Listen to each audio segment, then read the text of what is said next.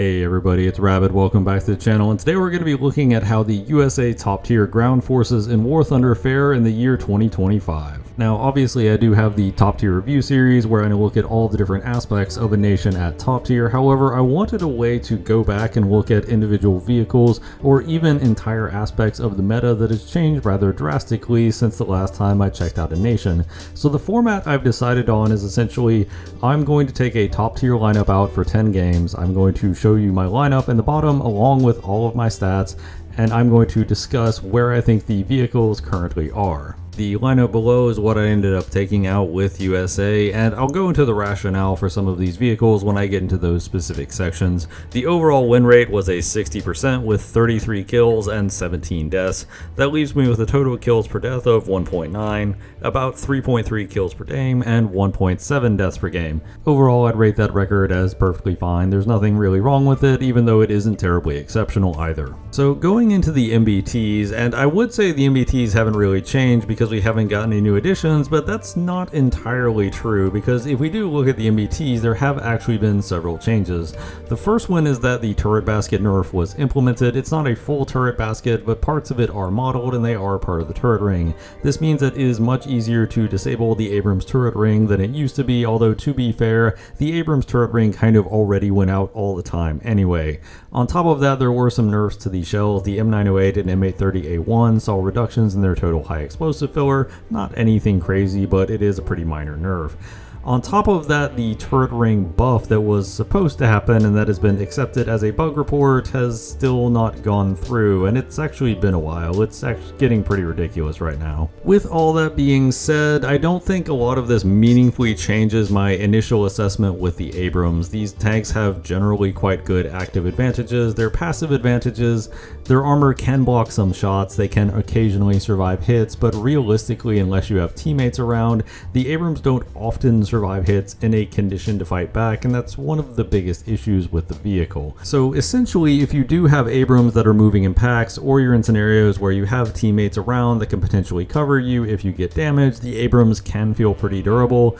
But if you're on your own, you kind of just have to count on every hit basically is either going to kill you or completely cripple you. Now, some viewers might be confused as to why the two tanks I have in this lineup are the IPM1 and the M1A1, and after some trial and error, ultimately my conclusion was that the best Abrams are the ones that you have experted or aced. Ultimately, the crew skills were the single biggest factor in success. Playing the handful of Abrams that I didn't have experted, even though they technically could have better stats than either of these two, didn't go anywhere near as well. The tanks just didn't feel as good to play, and I think a lot of this comes down to the Abrams almost plays like a beefy light tank. You rely a lot on your active advantages, getting into position, landing shots quickly, being able to do follow-up shots quickly or take out multiple enemies rapidly is really kind of the Abrams playstyle. You have to be aggressive with it, you have to press the advantage, and a lot of that requires crew skills. While crew vitality I wouldn't say is the most important crew skill on the Abrams relies so heavily on getting in the good position and getting in the first shot, and also getting follow-up shots in rapidly, that I honestly think whatever Abrams you have the most crew skills in is always your best Abrams, irrespective of stats. While these aren't the only two Abrams that I have experted, I know I'm not a great American player because I haven't experted every Abrams, but still, these aren't the only ones I've experted, but these were the ones I ultimately landed on because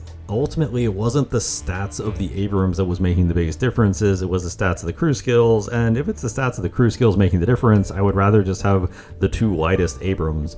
I noticed very little difference in performance much of the time between M900 and M829A2, and a lot of this is because the penetration advantage of M829A2 is often pretty situational. Obviously there are scenarios in the T80U if you're close enough or you have a good angle where you can upper front plate it, but it's inconsistent enough that I rarely aim for it, at least nowhere near as much as I do if I have DM53 from an L55 cannon. So overall, I just kind of settled on using these two Abrams because they got the job done, they had better mobility, and they still had all of the active advantages I needed, and more importantly, I had both of them experted. And this is also one of the things going into the future of the Abrams with potentially getting something like the Set V3 is how much of an upgrade is the Set V3 going to really be from the existing Abrams. No matter what you do, you're basically getting the exact same playstyle and the exact same package, you're just at a higher battle rating, and increasingly you are getting a heavier vehicle, so you're losing some of those active advantages.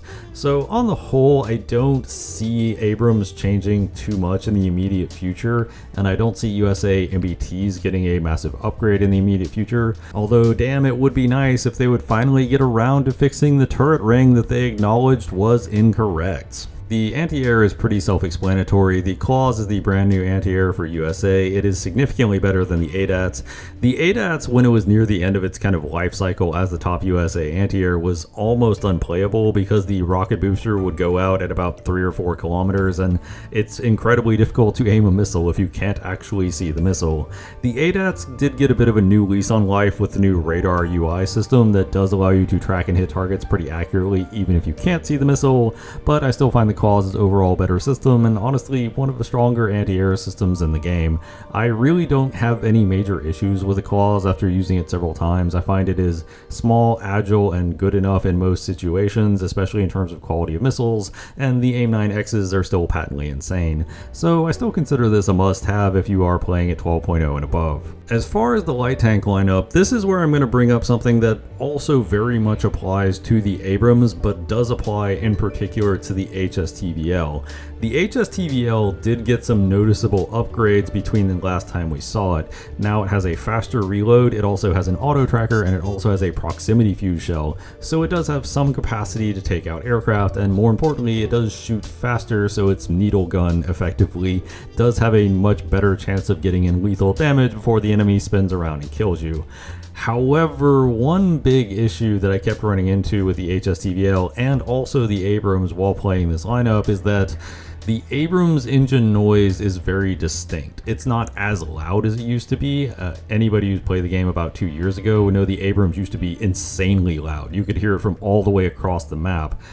But it is still a very distinct and acute engine sound that is just different from everything else. Whenever you hear that sound, you know an Abrams or an HSTVL is nearby. There's no question in your mind. And usually, I don't know if this is just me, if I do hear that engine noise and I'm not playing USA, I will immediately check the scoreboard to see which team USA is on. So that engine noise makes these tanks incredibly difficult to flank with on close quarters maps. Advance to the Rhine in particular I found was very awkward to play with these tanks because the enemy basically would never not know you're there unless they just really weren't paying attention or had terrible audio. Any enemy with even the smallest amount of awareness could tell that an Abrams was nearby, even through the den of other audio like artillery rounds and airstrikes and all that other stuff, because it is just such a distinct and different sound from every other tank. This also translates into one of the awkward parts, and that is the RDF-LT, which is the premium, kind of not really a version of the HSTVL, but close enough. It uses a similar gun.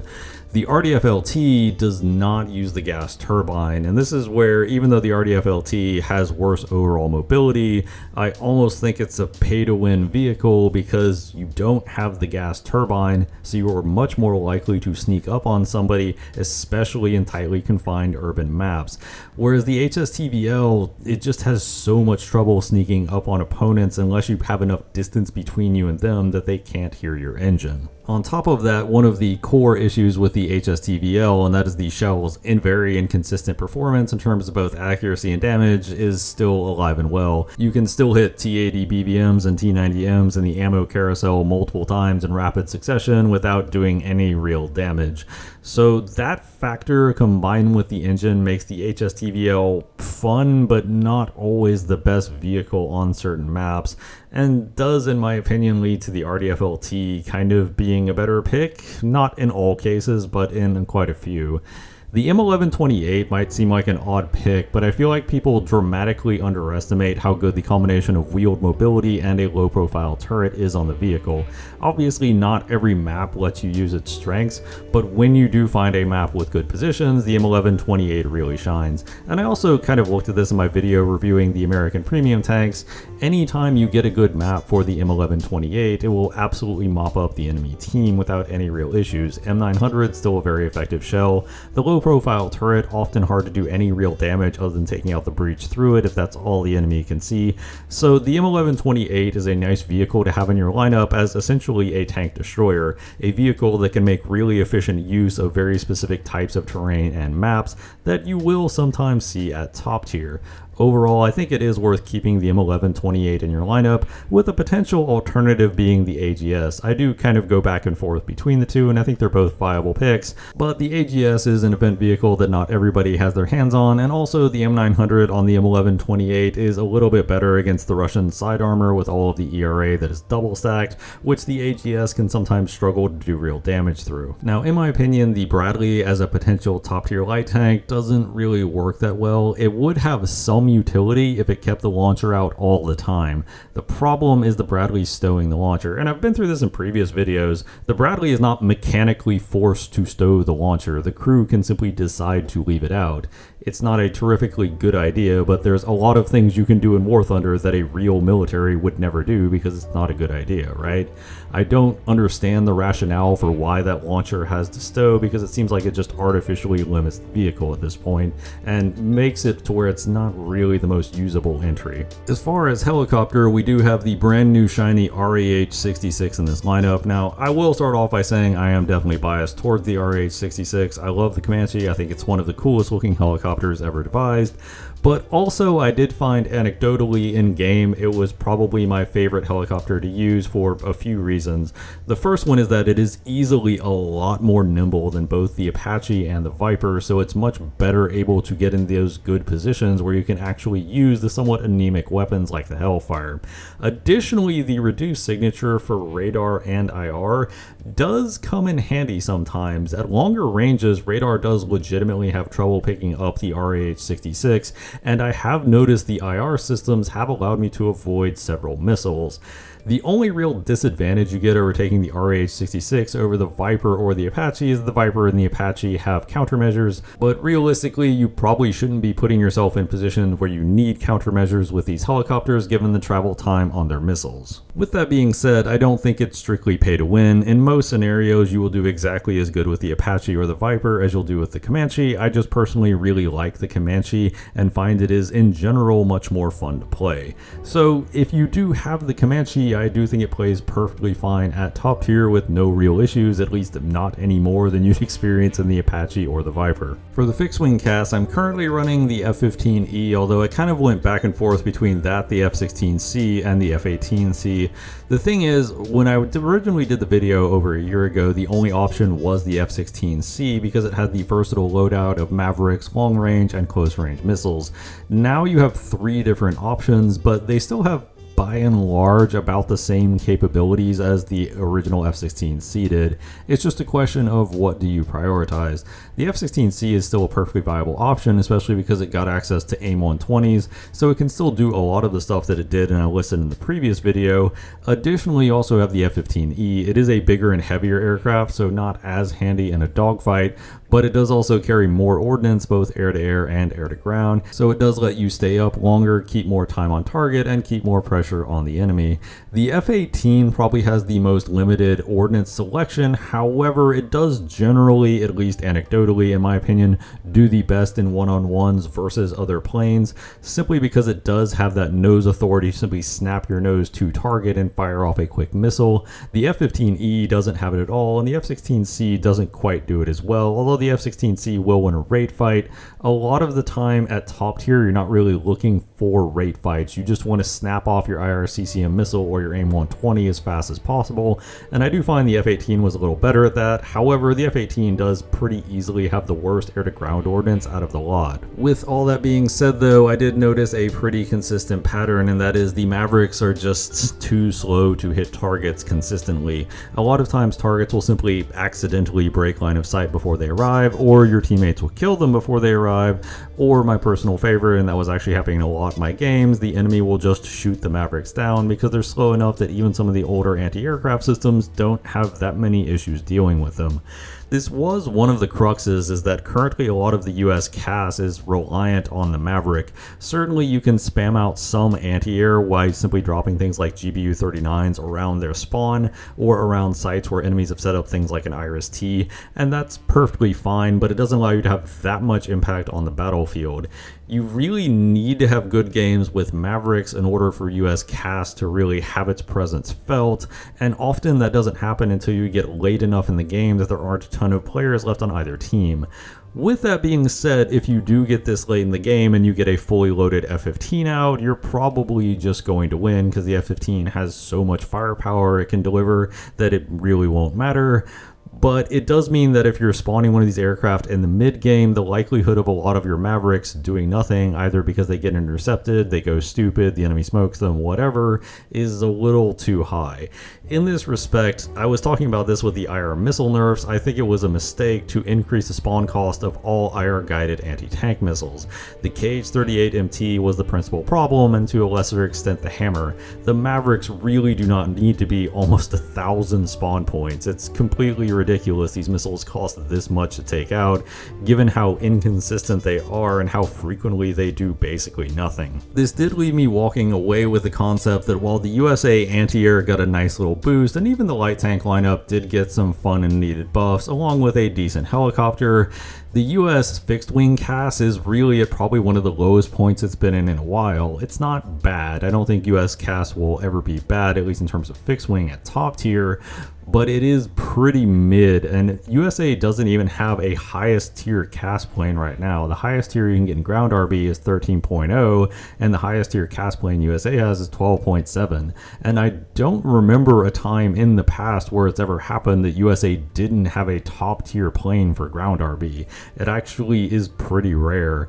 At this point, I'm not entirely convinced that it's even worth taking out a 12.7 plane. You can take out the Harrier Plus at 12.0, you still get AMRAAMs, you still get Mavericks. Obviously you can't carry as many of them and you can't carry them as well at the same time, but you still have the same basic capabilities and you keep your lineup's battle rating lower. It is a very tempting option. So the big question is, how did I find USA top tier on the whole? And the answer is, it's fine. I don't really have any problems with it. It doesn't feel like it has any massive capability gaps of things it can't do, but it doesn't have a ton of areas where it really excels to the point where you want to specifically play USA over another nation. And I think that's one of the Achilles heels of where USA is at right now, is USA has always been known for its fixed wing CAS, except at this point it's not really a major selling point. A lot of other countries have aircraft that are at least comparable to the F-15, F-16, and F-18, if not near carbon copies of them. And on top of that, these aircraft aren't even that dominant when you spawn them. So if you're not playing USA for the CAS, you're playing it for kind of the Abrams, the HSTVL. It doesn't have as big of a selling point now as it has in the past, but it's important to remember that if USA was a minor nation, I would be giving it glowing reviews. The real area where I think USA comes across as mid is because it's a major nation, so the average player skill is lower, and in addition, they also take up a much larger percentage of the matchmaker, so more pressure is put on USA to carry matches than it is for most minor nations. And I think that's more what makes USA mid than necessarily the vehicles themselves, is because it is a major nation, it puts a lot of pressure on USA, and the lineup, while it's good enough in many areas, doesn't quite stand up to that pressure. I will say, however, that having a very usable and capable anti-air is at least a welcome change that makes USA not feel as vulnerable as it has for the past few years, so that is a strong point in its favor. But wait, what do we have here? It is, in fact, a small twist. Because I was evaluating USA as basically a 12.0 to 12.7 lineup, and in my opinion, at those lineups, USA is kind of mid. It's not really exceptional, but it's not terrible. However, USA doesn't have to play at 12.0 and 12.7. A lot of countries jump straight from something like 10.0 or 9.0 all the way up to 12.0 with no real in-between lineups. But USA doesn't do that. USA actually has a lot of options, both air and ground, stacked between 11.3 and and 12.0. And when evaluating some other lineups, I actually found USA 11.7 was considerably more fun to play and felt a lot better to play than USA 12.7. At USA 11.7, you still have the HSTBL, you still have the M1128, you still have the vast majority of Abrams, and you still have the vast majority of helicopters outside of the Longbow and the Viper, although those realistically, in my opinion, shouldn't be at 12.0 in the first place, but that's another point. Additionally, you do have an anti-air at 11.7 in the ADATs. It's not great, but especially with the radar UI, it is pretty reliable at hitting careless targets, and it also can hunt ground vehicles. You also have the F111F you can run for CAS, although I was running the premium Harrier because honestly, I just really like Harriers, but I'm kind of just getting to the point that you can field a fun and interesting 11.7 lineup with USA and not have to fight Rafales and Typhoons and Su-30 SMs. You can actually have an enjoyable experience with a lineup that uses basically all of the tools at top tier outside of a handful of them, and I do think it is worth considering. Personally, I think the biggest issue with USA fixed wing CAS right now is that it will take you all the way up to 12.7 where you can fight whole teams of Su-30 SMs, and the end result is you get an aircraft with Mavericks that might all get intercepted. It just doesn't really seem worth it to me for that quote-unquote upgrade. I would rather just stay up at 12.0 or even drop down to 11.7. I mean, at 11.7, you still get most of the core stuff you would want for a USA lineup to feel like a USA lineup if you really like those modern vehicles, but you don't have to play against some of the more annoying elements that USA might struggle with more. Honestly, I think USA, more than any other nation, it is worth considering exactly how much you really want to go all the way up to the highest echelon when you can get a really solid lineup at a slightly lower echelon. And that's what the gameplay and the footage in the background right now is. It is my 11.7 lineup, and that did perfectly fine. I played 3 games in it just as a brief test, won all 3 of them, did really well, had a lot of fun. I honestly think 11.7 is just the better place to play USA right now. Of course, those are just my thoughts on the matter. Let me know in the comments down below how you've been finding USA top tier. You loving it? You're hating it? I always love to hear from you guys. If you like the video, like and subscribe always helps out the channel. As always, danke bitte tschüss.